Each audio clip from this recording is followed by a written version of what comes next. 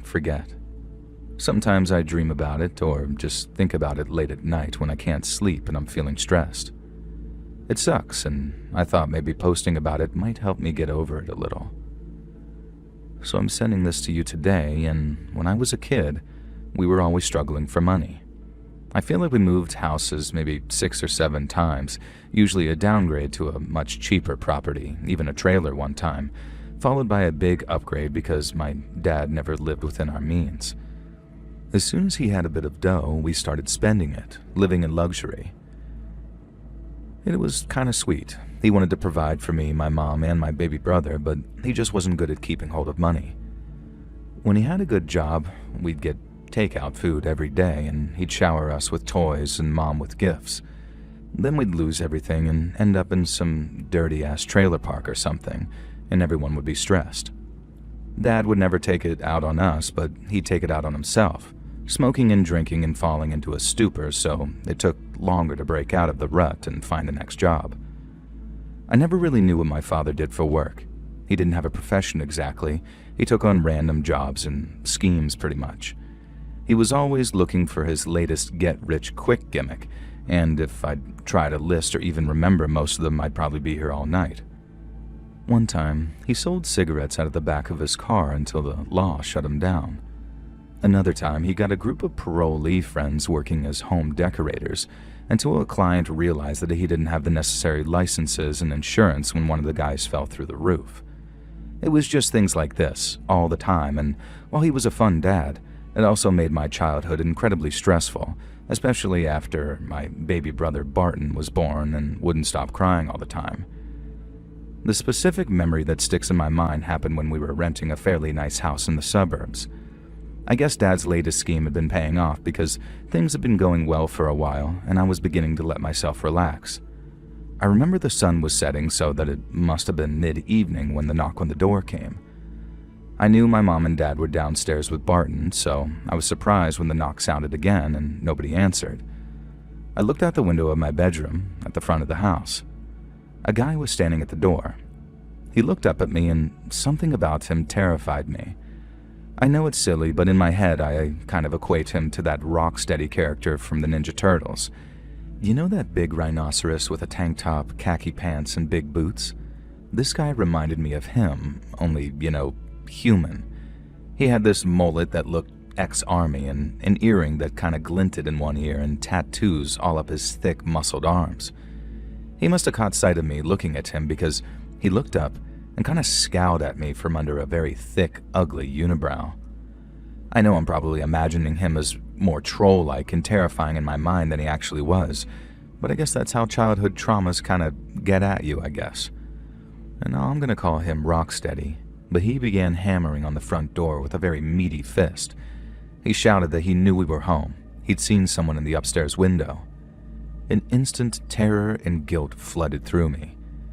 Immediately, I heard footsteps downstairs, Dad going to the front door and Mom coming upstairs. My bedroom door opened just as I heard the front door unlatch. Mom was holding Barton, reassuring me that everything was okay and to come back into the room and play.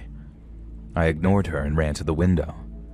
Dad had stepped outside into the front yard with Rocksteady, and Rocksteady was sizing up Dad, looming over him very menacingly. And my dad wasn't a fighter. He wasn't a buff guy who worked out. He was fairly short, and in my mind, he was fragile. He was always smiling and joking and being silly, and the idea of someone like Rocksteady hurting him seemed like a genuine possibility. Even more so as I watched this guy grab Dad by his shirt and drag him into the street. I started to cry and bang on the window, but Mom came and pulled me away and made me play with Barton for a bit, even though inside I was absolutely breaking. After 5 minutes or so, Mom had to use the bathroom, so I darted to the window again. Dad and Rocksteady were in the street. Dad was pacing back and forth, gesturing and talking animatedly in his way, and Rockstar seemed calmer and was leaning up against a muscle car. I watched as Dad and Rockstar shook hands, and then Dad came back into the house. He was all smiles and cheery after that. Nothing to worry about, he said. Just a simple misunderstanding. Rocksteady was a guy he worked with and his paycheck hadn't gone through, but It was all sorted out now and everything had been squared away. I told my dad that that man reminded me of the Rhino from Ninja Turtles, and he seemed to find that hilarious. I thought Mom was calm and fine too, but in retrospect, she clearly wasn't. I went to bed more relaxed that night. It was around 1 in the morning when I heard the crash. It was coming from downstairs, the sound of wood splintering and the front door being kicked in. I looked out the window in terror to see 3 men coming through our front door, and Rocksteady was taking up the rear. There was commotion from elsewhere upstairs, Mom and Dad reacting to the break-in, I now know, and then smashing and breaking glass from downstairs, and next, screaming and yelling. I could now hear 4 male voices, including my father's, and then my mom screaming. Finally, Barton started crying, adding to the cacophony, and Mom's footsteps came thundering upstairs. I'd already locked my door and she rattled on it. I asked who it was and she said it was Mom. She said it was good that I'd locked my door and to keep it locked and stay there, and she was going to take Barton into their room. She told me not to come out under any circumstances and that Daddy was fine and not to worry. His friends had just come over and they were just being loud. Even at my young age, I knew that this was all nonsense, but I told Mom I'd stay put. So I had to sit there on my bed listening to the 3 men smash up our things downstairs. Dad was yelling for a while and then I heard another crash and his voice stopped. I was crying to myself, these heavy sobs, and I felt like my chest was going to burst and my heart would explode. It felt like the chaos went on forever. Eventually, things fell silent and I thought I was safe. And suddenly there was a hammering on my door. The wooden frame shuddered and I screamed. A male voice I didn't recognize called out, telling me to open the door. I'll just call this one Creepshow. And he called me a little B-word and said that if I was Colin's daughter, Colin was my dad, I was gonna suffer. Creepshow started saying all these awful things he was going to do to me that I don't want to repeat here. Stuff that as a little kid I'd never even heard of before. I was still sobbing, crying, and freaking out. Then I heard a bang from out in the hallway, like someone punching a wall. A voice asked what the F Creepshow was talking about, and I recognized the voice as that Rocksteady guy. Creepshow said that Colin's daughter, the little B-word, was hiding in here and he was going to drag her out and show Colin what happened to the daughters of men who don't pay up. Rocksteady absolutely lost it. He started screaming at this guy, saying that I was only 7 years old and what kind of sicko threatens a kid. That they were just here to scare Colin to get what they were owed, but this was way over the line. Creepshow didn't back down and started hurling abuse at Rocksteady. There was a moment of silence, and then suddenly my door came splintering open. A man I didn't even recognize, who I later learned was Creepshow, flew backwards into the room, having just been drop-kicked probably through the door by that Rocksteady guy. And now Rocksteady rushed into the room, grabbed Creepshow from the floor, dragged him up and threw him out.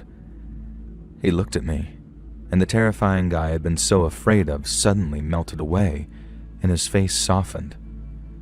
I've never seen someone transform like that before or since. Rocksteady told me he was sorry. He didn't really mean for things to go this way. And then he returned to beating the absolute crap out of Creepshow for daring to threaten a little girl like that. The outcome of this story is truly bizarre. Rocksteady genuinely felt so bad about bringing that kind of person to our house that he even offered to pay Dad for the damage. Dad was a bit bruised and scared, but ultimately okay. He didn't really want to call the cops because, well, whatever he was involved in probably wasn't very legal.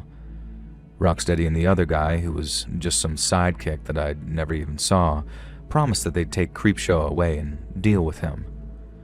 Dad told us later that the 3 men were some bikers he'd hired to work on a project with him, and something had gone wrong with paying them apparently. He made things right with Rocksteady, and after that, Dad went completely straight. I guess it took my life being threatened to finally wake him up. Dad passed away recently, and he lived an honest life ever since that day.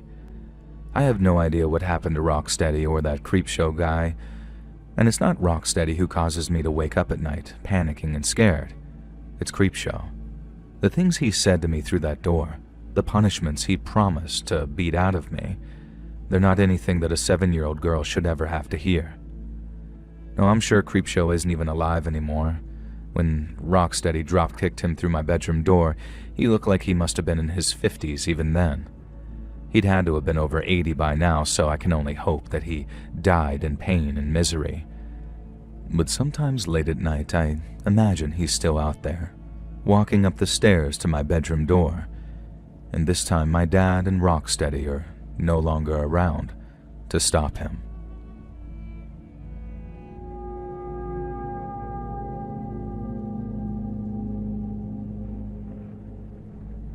When I was a teenager, I used to share this as a ghost story, but then something happened in my adult years that made it very real and somehow a lot scarier than when I thought I'd encountered a spirit. So bear with me. To my child mind, this was a paranormal encounter, but it's not, and you'll find out why in the second half. I know you don't often run supernatural stories lately on the channel, so I wanted to assure you up front that this isn't that, even if it seems so at first. When I was a kid, my family lost our house and we had to downgrade. That's what I was told anyway, but honestly, I loved the new house. It was older than our previous zero-lot line house, a row house with 3 floors, a tiny backyard, and an alleyway that ran in between the middle of the houses and then along the back of the properties.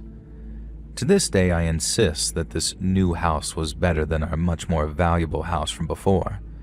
The garden was overgrown, filled with mystery and wonder for a kid like me.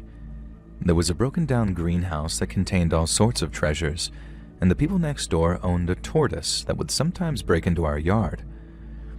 There was a crumbling shed filled with the remnants of the last owners, and next to that, adjacent to the back alley, was a big pile of trash made up of things from our move, like mattresses and boxes, but also discarded garden equipment, sort of a bunch of statues and ornaments, all sorts of crazy fun things for an 8-year-old boy like me to mess with. The trash pile in the garden was fenced off from within the garden, and the gate had rusted shut.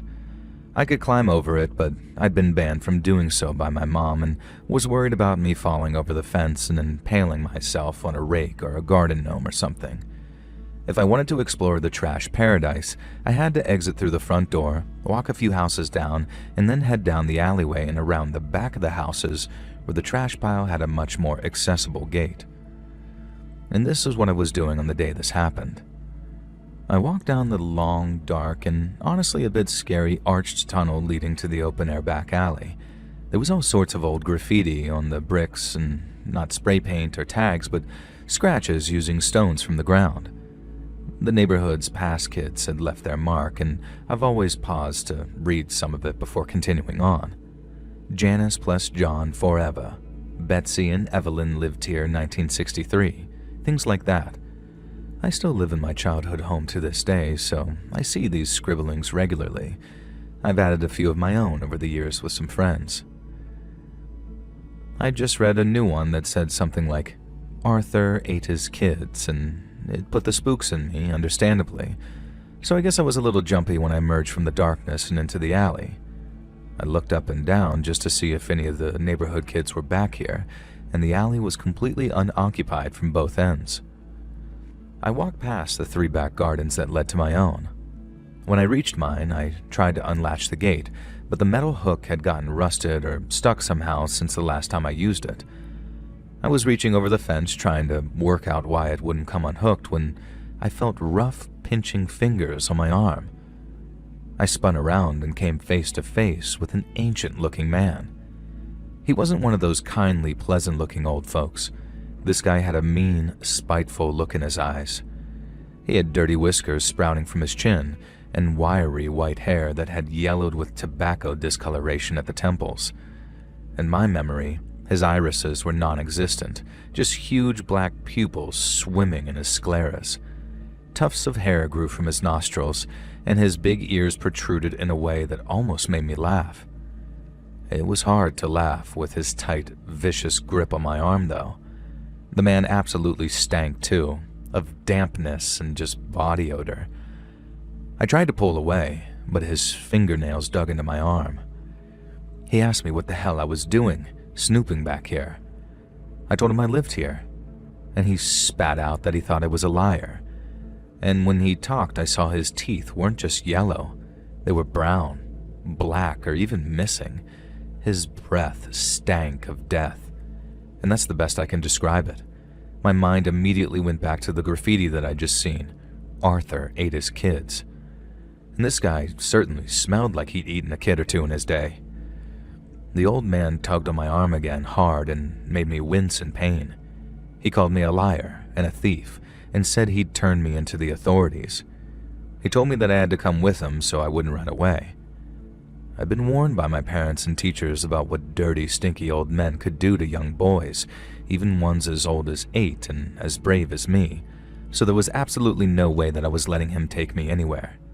Besides, even if he was telling the truth and he was going to hand me over to the quote-unquote authorities, I hadn't done anything wrong. The alleyway was public, and the house I was going into was mine. I did the only thing I could think to do, pulled myself free from his arm, and then yeeted myself over the little fence leading into the backyard. Mom was right.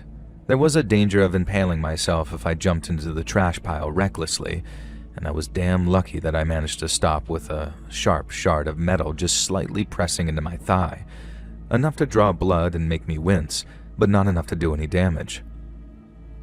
Quickly avoiding further damage from the spike, I turned around to tell the old man triumphantly that I was in my house now, and I lived here, and if he liked he could knock on the front door and ask my parents, and they could confirm that I was very much allowed to be here.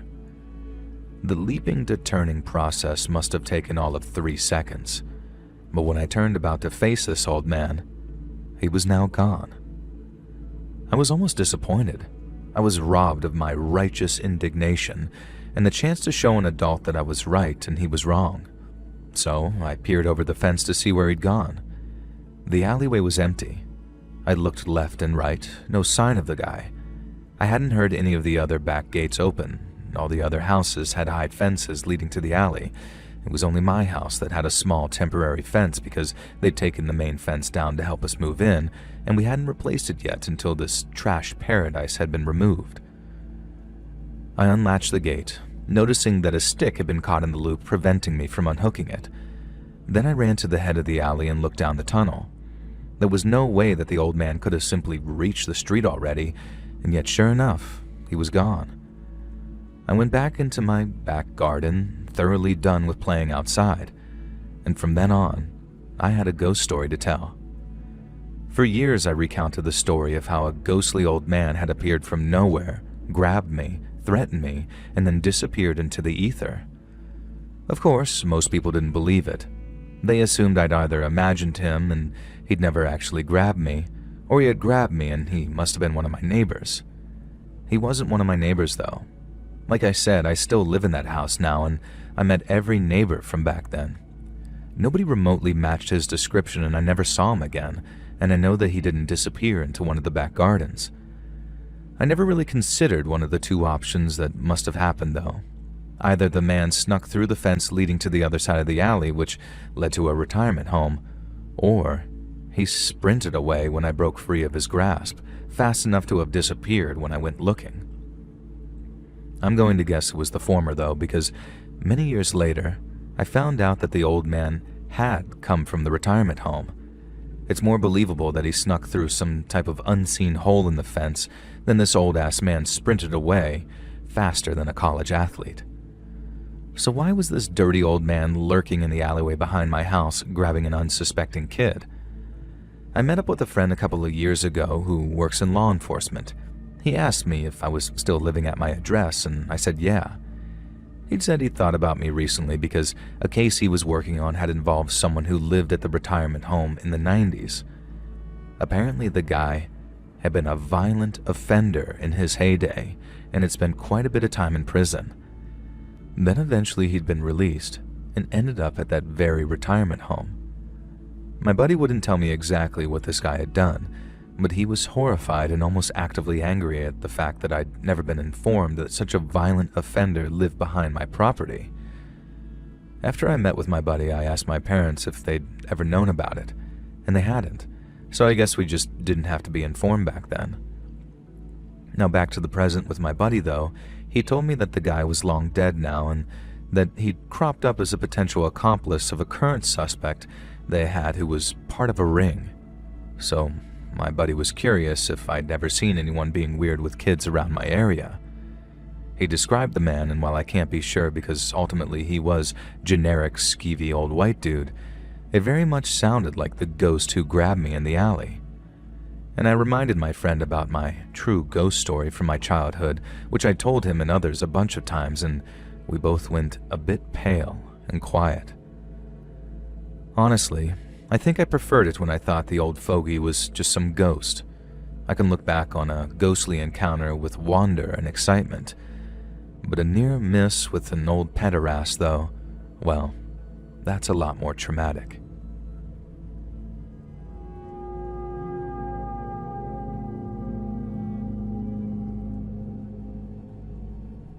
So me and my family moved to a new town in the early 2000s. Dad got a promotion at work, so we upgraded and moved to a nice place in the suburbs. Me and my sister got to attend a better school, Mom got to meet some new friends, and Dad had a much shorter drive to work. Everything was great.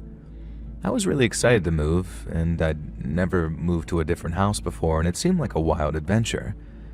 These days I look back and think what an idiot I was.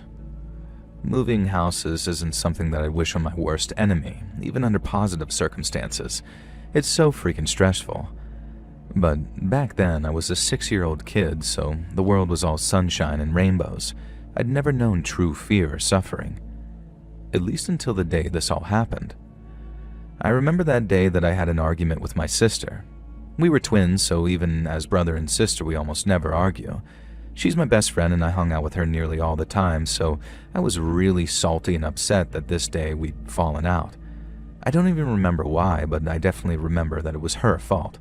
Hi Holly, if you're listening to this, you know I'ma send it to you, if Let's Read narrates it. We'd lived in the neighborhood for about 6 months by this point, but I'd only met and befriended the kids that lived across the street, brothers Mike and Joe. Most of the other houses were occupied by older folks. It was kind of a quiet community, perfect for older couples but less popular for families with kids. I knew there was one other family though, just at the end of the cul-de-sac around the corner. They were a big family, mom, dad, 3 sisters, and a brother. We knew them vaguely from church, and they were known as an extremely nice, friendly family, so I thought nothing of just wandering around their house and knocking for them to see if they wanted to come play. 2 of them did, the girl my age, Kathy, and her brother, Will. We played various ball games and whatever other silly things kids enjoyed back then. It was fun, and I liked them. Then, from a field across the road, a group of other kids came strolling over. One of them was Will's friend and a few other kids, and then Will's friend's cousin, who was a chunky, loud, and angry girl called Hester. Hester was about 10, so older than most of us, and she lorded that fact over the other kids. Immediately I could tell that she was an insufferable little brat, and after just an hour she started picking on 5 or 6 different kids in turn, making people cry or turn on each other in the way that bullies do. Of course, because Hester was such an obnoxious, unpleasant person, everyone wanted to impress her. And that's how it is when you're kids, I guess. After a bit, Hester declared that our neighborhood was fake and gay and dumb, and if us stupid kids knew what was good for us, we'd follow her across the field to a much cooler place. None of us were allowed to go that far from home, and none of us wanted to get hurt by Hester either, as she would be threatening. And the place that Hester led us to was actually cool. It was the beginnings of a park, sort of half set up and half under construction. A set of monkey bars and a swing set had already been set up, and a teeter-totter and a merry-go-round were abandoned on the green half covered in plastic. I guess it says something about the nature of the area that these things were just left there waiting for construction to resume after the weekend, and that the area wasn't fenced off or anything. And like moths to the flame, some of the kids waddled wide-eyed over to the swings and began playing there. And Hester commanded everyone to follow her, though, and led us to a stack of concrete tubes. They were stacked in a pyramid shape, 3 on the bottom, 2 in the middle, 1 on the top. "Who's brave enough to go inside?" Hester screeched, pointing at the middle tube on the bottom. And this seemed like a terribly stupid idea. The tubes were fastened together with some kind of metallic straps that held them in place, but even then, and even at 6, I was aware that these tubes were potentially incredibly dangerous, and incredibly stupid that anyone had left them unattended. "I'll do it," I said. So I got down on my hands and knees and carefully, nervously crawled into the tube. And I called that I was in, and then behind me, the light disappeared. I tried to turn around and discovered that the tube was just too small for me to turn around in. And that's how I discovered that I suffer from crippling claustrophobia. I began to panic almost immediately, backing down the tube. My foot pressed against something. Hester and the other kids had put some kind of board or block over the exit. I tried to force against it, but the concrete scraped my bare knees and I couldn't get any trajectory to kick back against whatever they were holding there. And frantically, I already started to cry.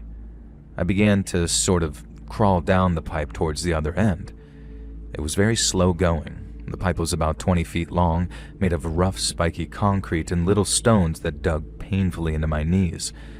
I was about halfway to the end when Hester's face appeared in front of me at the end of the tube. She yelled at me that I was stuck in there and called me a little crybaby. This, of course, made me cry, which made the other kids start laughing at me, taunting me to impress Hester. Her ugly face looked in again, and then everything went dark as they covered that end of the tube with a board, too. I began to absolutely freak out, screaming and crying. I looked over my shoulder and saw from behind me. I realized they only had one board to cover the exit and were running back and forth outside. I began moving backwards, pleading with them to let me out. I heard Hester yell, and just as I'd neared the other end, light poured in far ahead of me and they covered the exit and freedom yet again. Like I said, I'd never experienced my true fear or suffering until that point, but suddenly it was like a little imp was sitting on my shoulders, punching me rapidly and repeatedly in the temples. I began absolutely hollering, crying, screaming, and begging them to let me out. Hester laughed and yelled at me to go to the other end, that the board was stuck, but I could get out if I crawled. So I crawled, blinking towards the light through my tears, and sure enough, when I was near the end, the kids jeered and howled at me, and then covered the end instead. And this process went on a couple of more times, each time with Hester promising me that they'd let me out this time, and each time they'd cover the exit. And by now I was cut up and bloody and screaming and obviously crying, and to this day I don't know what kind of psychopathic little brat Hester must have been to keep this up. In defense of the other kids, by now a few of them were arguing with her, shouting at her even, and I didn't know it, but Kathy and Will had already left to go get an adult at this point.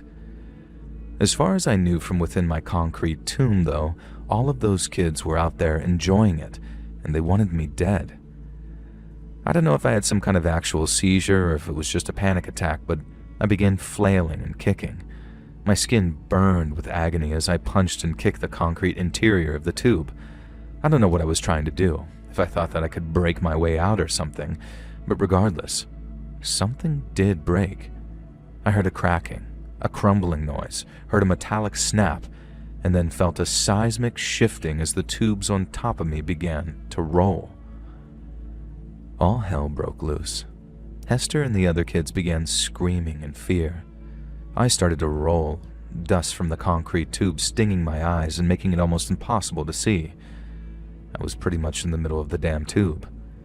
Blissful, blessed light flooded in from ahead of me, and I began to scramble as quick as I could towards freedom. I knew that I was in genuine, serious danger of actually dying if I didn't. As I reached the end, I felt hands on me dragging me roughly out of the tube, and I was pulled out onto the grass. Then I heard this rumble and a crunch, and heard the most haunting, ear-splitting scream, the worst sound I'd ever heard in my life. Kathy and Will's dad, Jack, was the one who pulled me to safety. They'd gone and told him what Hester was doing, and he'd come out to check and then rushed over in horror when he saw what the kids were doing to me. Meanwhile, Holly had come to apologize and witnessed me being pulled from the concrete tube seconds before it cracked and caved in on itself.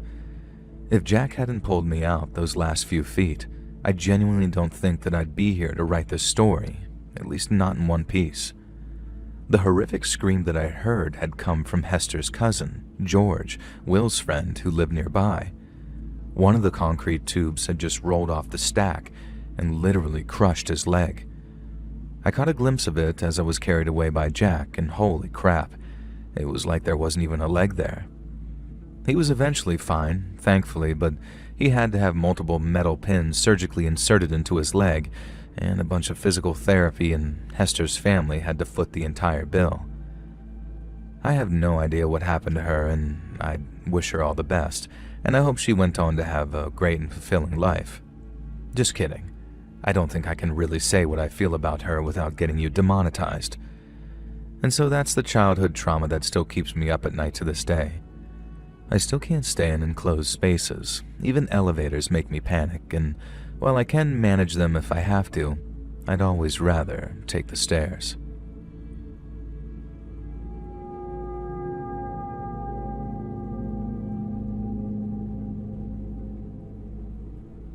I have an absolutely weird story for you, and it drives me nuts that I've never been able to work out the exact truth behind it.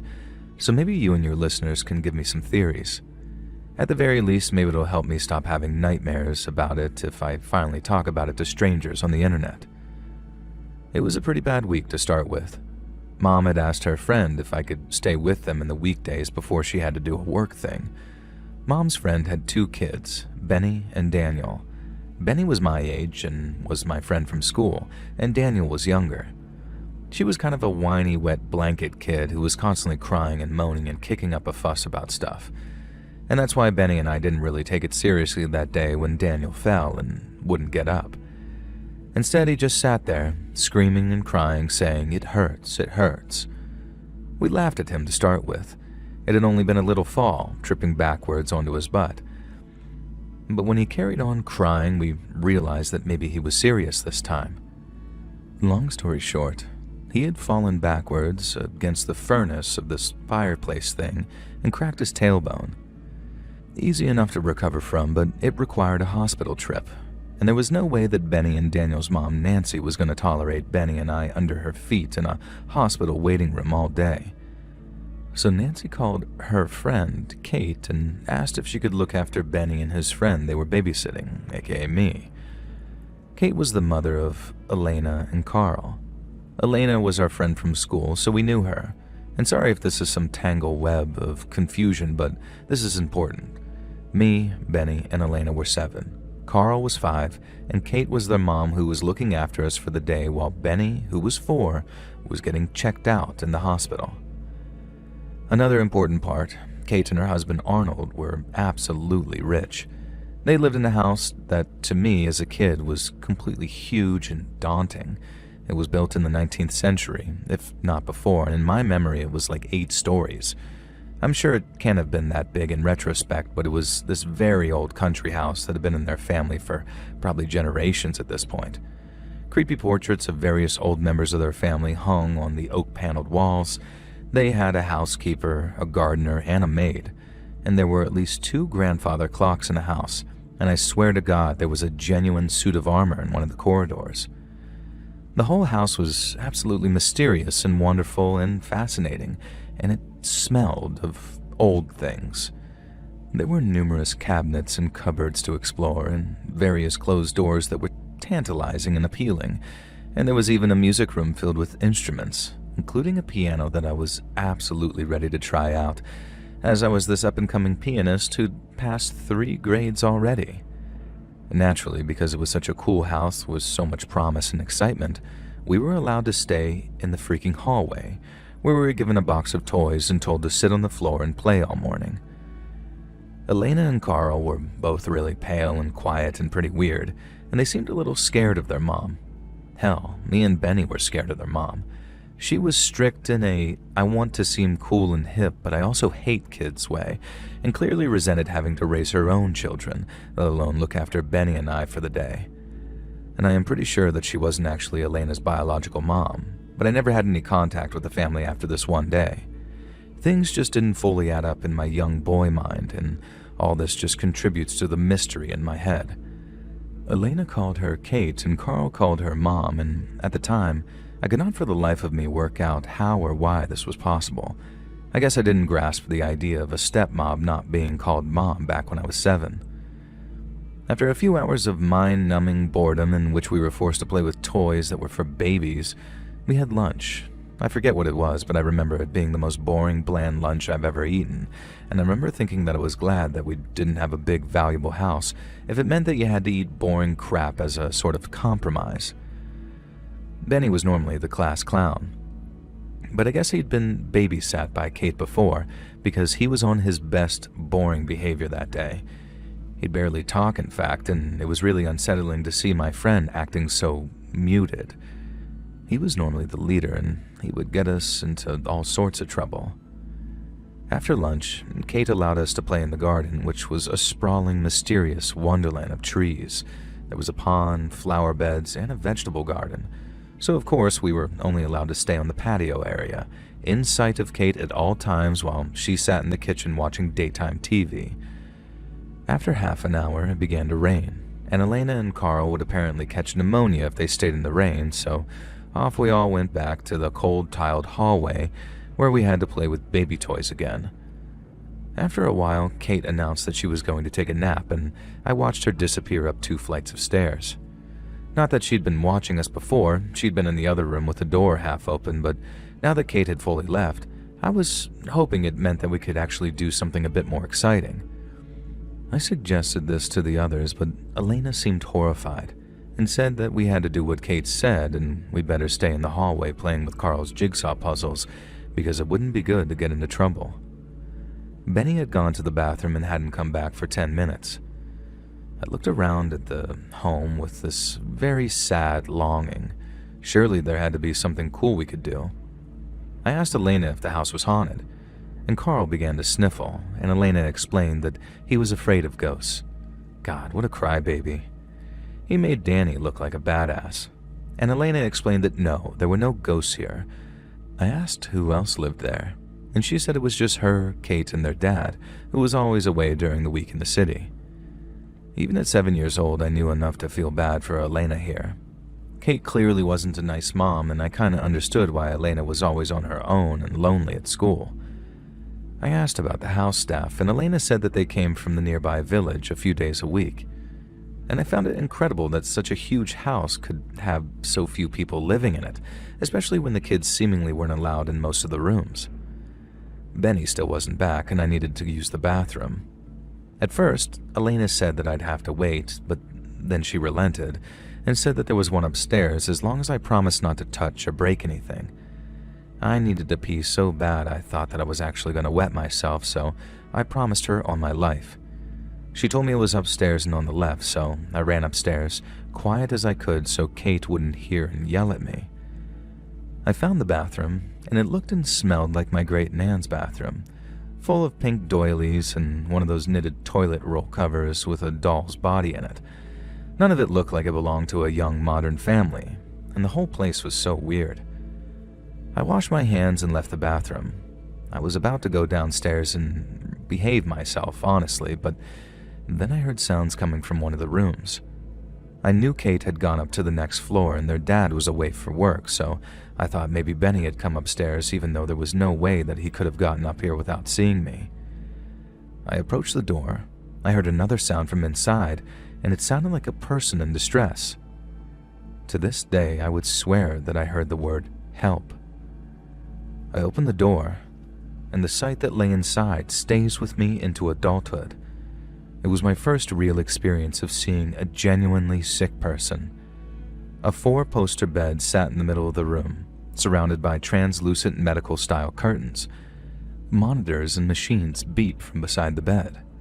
I didn't recognize them at the time, but since I know there was at least a heart monitor and some kind of machine to aid with breathing. There were a couple of other machines there too that I can't even begin to tell you the function of. The room stank of illness and antiseptic.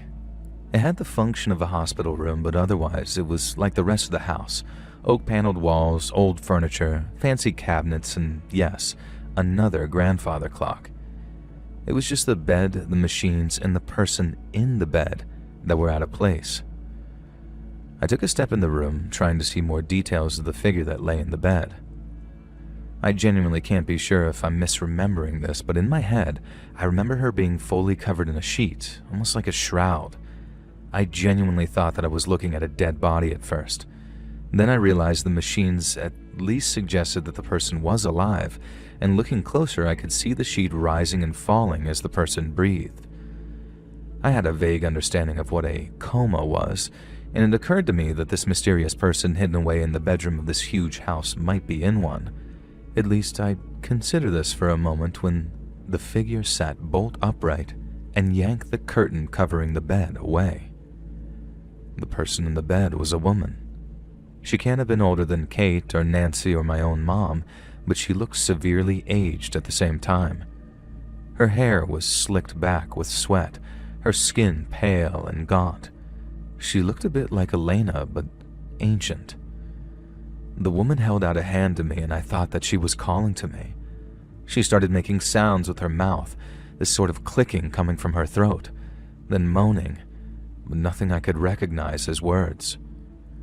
And then her eyes snapped open wide, and so did her mouth, and it was like she was screaming, but silently. Again, I can't be sure if this was just in my head, as the stories become more terrifying to me over the years, but I'm sure she pointed at me. I let out a little scream, turned, ran, and thundered down the stairs. When I asked Elena who the woman in the room was, she looked completely pale and sick. She told me it was her mom, and I told her that no, it wasn't. It was a sick woman, not Kate. Dumbass me couldn't grasp that mom was someone else. Benny had returned from the bathroom by this point, and I started frantically telling him about the sick woman upstairs.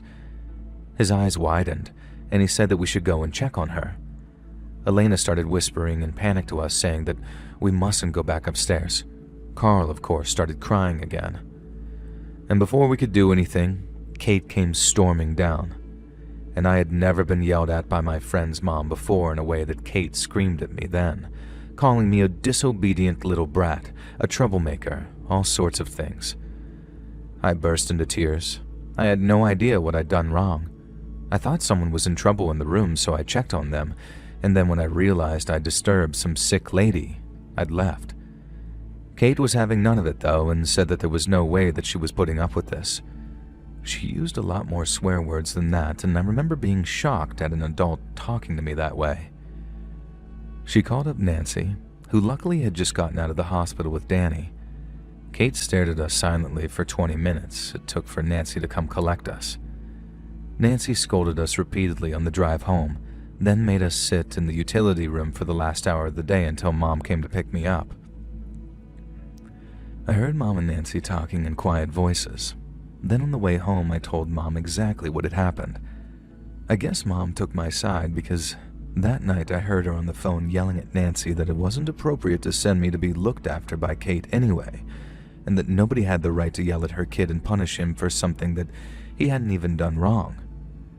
They stopped being friends after that, and Benny and I kind of stopped hanging out shortly after, which was fine by me because he was always getting me in trouble anyways.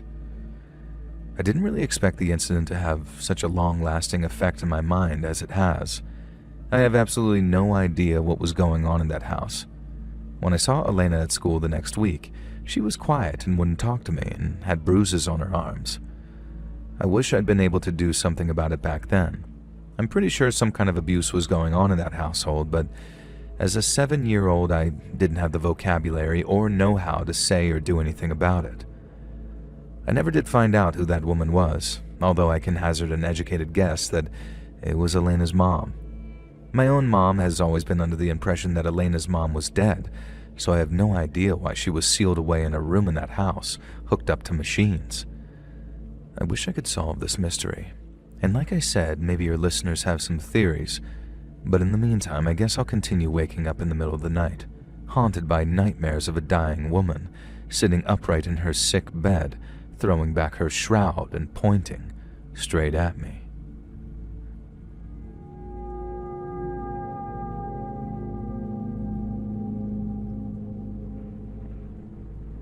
This is a story that happened to me in the UK when I was a kid. Me and my buddy Jim used to hang out at this local park near his house quite a lot, where we'd chill on the swings, smoke on the bench, play a bit of football, the kind of crap teenagers get up to at the park. We were honestly good friends, goody two-shoes even, and just never got up to anything sordid, really. I had a couple of friends who made a hobby of setting fires inside public toilets, like inside the actual toilet bowls, and they'd recently been yanked into the cop shop for a warning, and it had kind of traumatized the poor lads, so Jimbo and I were extra determined to keep our noses clean and be good kids. We were walking back to my house down a street we'd walked down a billion times. Most of the buildings along the street were houses, but a few of them were houses that had been converted into the premises for business. I forget what exactly there was, but one of them was a taxi rank. So they used the living room as a makeshift office, which you could see into through these huge bay windows at the front. There was a 2-car driveway which could house 2 of the taxis, then a couple of other taxis would park on the street. I guess then people would call up and book a taxi and they'd dispatch it to a location, etc. This was years before Uber, back when in the UK anyway, there would just be a designated area in town and whatever for taxis to wait in, or outside the cinema or Hollywood Bowl and all of that. I guess the taxis stayed on this residential street when they weren't in use because the headquarters were there. I could never work out why they needed a whole house as the taxi rank, nor could I imagine what was in the other rooms. I can make a good guess now, but I don't want to spoil anything. Anyway, I'll call these Jabens Munter taxis because it's as good a name as any. So me and Jimbo were making our way home past Munter taxis when I had to stop to do my shoelace up. These were the days before ChatGPT and Skibidi toilets, so you had to tie your own damn shoes back then. So that's what I did. I stopped and crouched down and began to tie my lace. Shock horror. I guess I'd accidentally decided to stop next to one of Munter taxi's cars though, because within seconds of me dropping to my knees, the door to the taxi rank burst open and an angry middle-aged Turkish guy came charging out. He hooted at the top of his voice, screaming at Jimbo and me. What were we doing? Why had we stopped there? What were we trying to do to his effing taxi? He was sick of us damn R-word kids effing up their cars. Were we cops? Were we keying the taxi? Wait, were we cops? Huh? Now I jumped to my feet, gesturing to my half-tied lace, and told him that I had in fact stopped to tie my shoelace. The Turkish man almost exploded in rage at this. I was absolutely baffled. He grabbed me and slammed me against the taxi, which, yeah, nice one, mate. If you're worried about someone vandalizing your stupid arse car, then good idea slamming a body up against it. And Jimbo, of course, decided that now was the perfect time to start taunting this taxi boss, calling him a prick and demanding that he let go of me, that we weren't doing anything wrong. But if he didn't let me go there and then he'd have a lot to reckon with.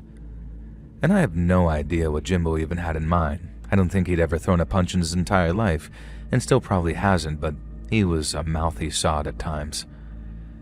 Taxi wanker was having none of it, and dragged me forward, then slammed me back again. Then he threw me aside and pointed at the car. He screamed that I'd put a dent in it when I'd tied my shoelace, and I helpfully pointed out that it was probably when he slammed me against the taxi just then. And this caused him to grab me and punch me in the stomach. Not very hard, but enough to bring tears to my eyes. Jimbo started yelling at him again, this time taking things a bit more seriously. Meanwhile, 2 younger guys came out of the taxi rank, a white guy and another Turkish lad. The Turkish lad looked a bit apologetic, but the white guy was someone I'd seen driving the taxis around town before, a bit of a hard nut. He was holding a plank, getting ready to raise it like he was about to brain me with it. This plank guy started yelling at us alongside the taxi driver, and he said that we were the kids who had been repeatedly vandalizing their taxis, and that we were gonna effing pay now that they'd caught us. I had never touched their damn taxis before, apart from actually using their services a few times, and I told them this. I said we lived nearby and were just walking home, and I'd stopped to tie my lace. I again pointed out that my lace was untied, and if they'd just look, they'd see that I hadn't done anything to the freaking taxi. Young Turk leaned in and whispered something to this taxi guy. Plank guy did that thing that the hard kids in schools do, where they lunge at you and then stop, trying to intimidate me. He waved the plank around, and I genuinely thought that he was going to hit me for a second. Jimbo had his phone out, and this was the days of the Nokia 3310s, so we didn't have cameras and stuff like that, but we did have the means to call the law. Jimbo said he was going to dial 999 because we had nothing to hide, and this caused Taxi Wanker to freak out. He started screaming and hollering that if we called the law, we'd be dead men. And Christ on a cracker, buddy, overreacting much? And that's when I twigged that maybe something more serious was going on here than a taxi firm being protective over their vehicles. I figured we probably needed to extricate ourselves from the situation pretty sharply, and I shot Jimbo a look, hoping he'd understand exactly what I was thinking. Instead, he called the men a bunch of tossers. Well, nothing for it. I shoved Taxi Wanker with all my might, knocking him into the plank man, and then Jimbo and I pounded sand and ran down the street, darting across the busy main road and narrowly missing being flattened by the number 8 bus to Staple Grove. Then we were back at my house and home free. My stomach hurt where Taxi Wanker had punched me, but other than that we were safe, and we vowed that we wouldn't take that shortcut back from the park anymore and thought nothing of it. Now a few months later, my dad showed me a story in the paper. A local taxi firm had been shut down for their role in distributing heroin and cocaine. And get this, smuggling blood diamonds. And yep, of course, it was Munter Taxis. So I guess that's why they used an entire house as their headquarters, storing and packing drugs, and again, I emphasize this, blood diamonds. Now, Jimbo and I almost came a cropper from honest-to-God blood diamond smugglers. That's kind of badass, if not a bit terrifying, and in retrospect, it's no wonder they got so touchy-feely about me stopping to tie my shoe.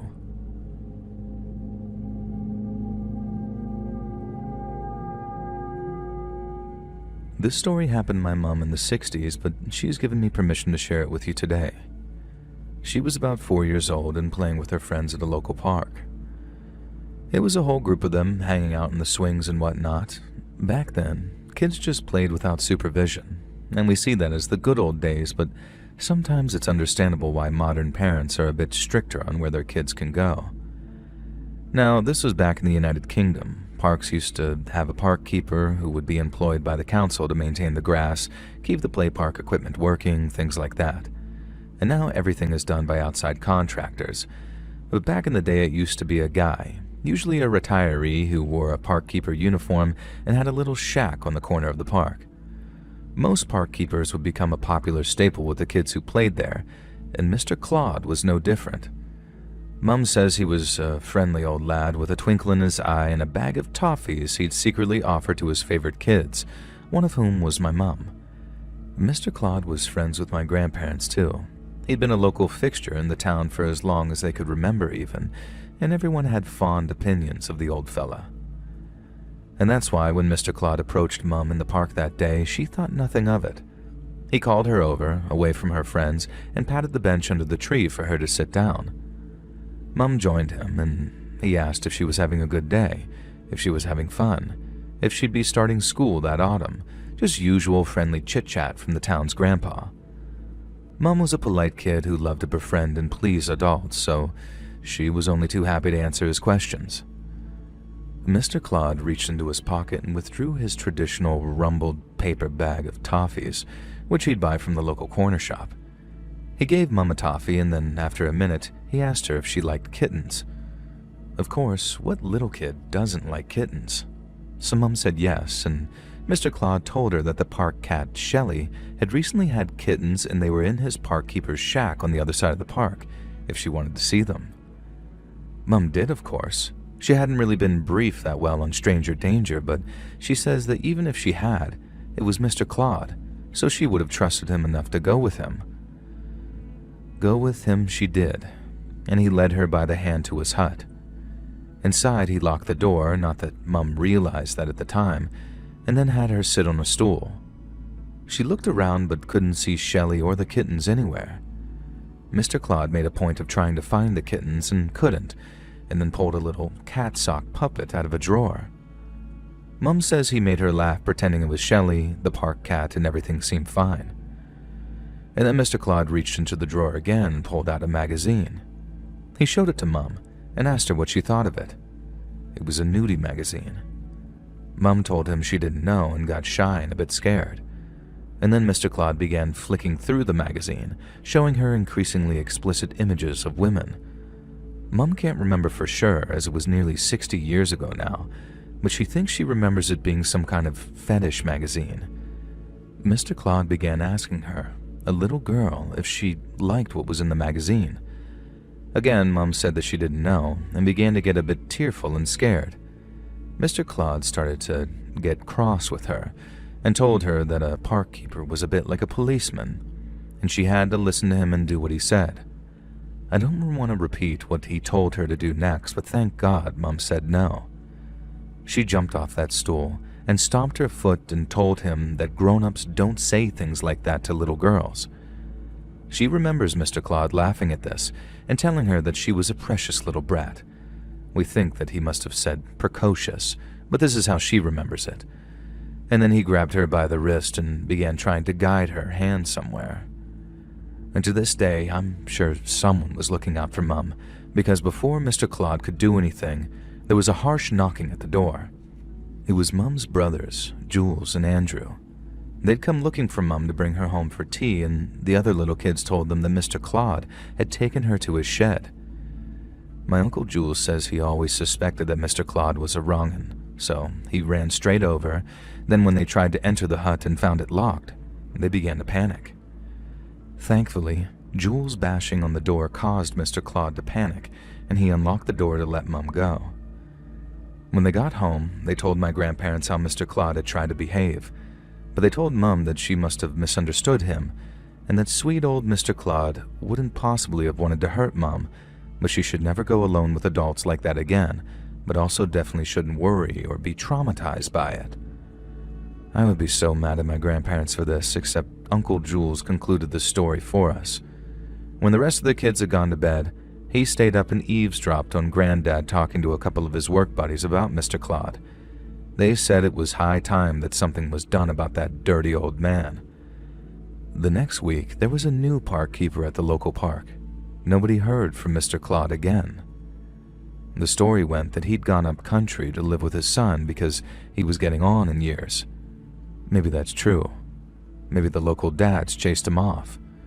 Or maybe they banded together and delivered another kind of old-fashioned justice.